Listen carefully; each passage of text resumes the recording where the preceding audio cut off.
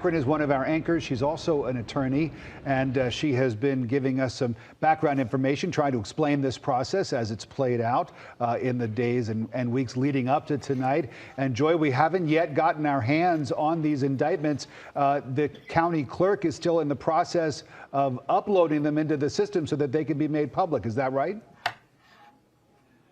Absolutely. And, one thing that we did notice is that it's a very thick pile of papers that that the court officers were handling there, so that could be indicative of what we might see. But certainly we are anticipating numerous charges on of course on the menu, if you will: conspiracy, false statements, potentially even some RICO charges here, and the potential for numerous defendants.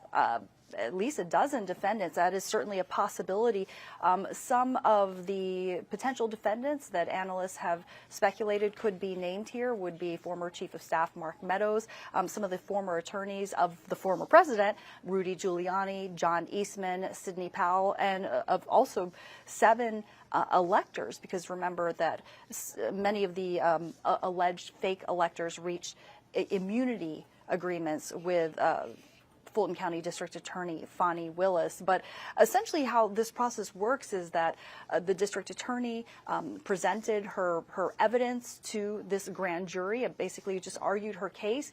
They heard from numerous witnesses, as we've been reporting to you, and she is basically tasked with trying to convince them that she has the evidence, or has presented the evidence, to support the various counts and indictments that she wants to bring forth. And then the grand jury votes true bill or no bill on each one.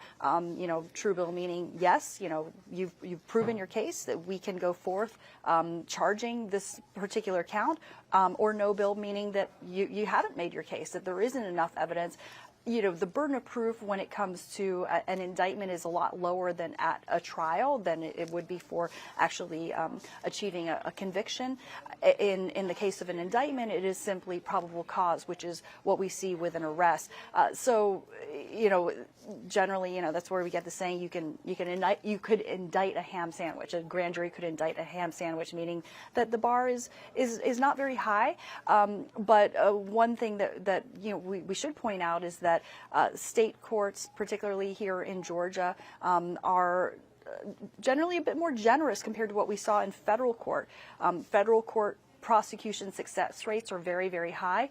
Generally, when an indictment comes down, like we saw in the federal court in D.C., which recently indicted the former president for alleged interference in the 2020 election, we saw 4 counts on that indictment. 3 of those counts were conspiracy charges. But generally, the success rate for federal cases is 90+% in terms of a successful prosecution. For state courts, it's lower. In other words, there's kind of a tendency more to go ahead and bring forth charges and let the jury decide the facts, hear the entire case and decide the facts for themselves. And if not guilty findings are the case, then so be it.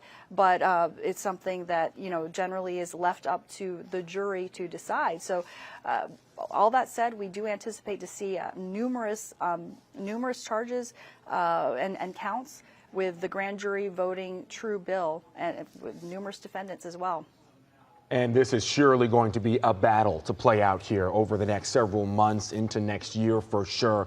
Joy, stick around for us. We will be back with you in a little bit to gather your continued insight as an attorney.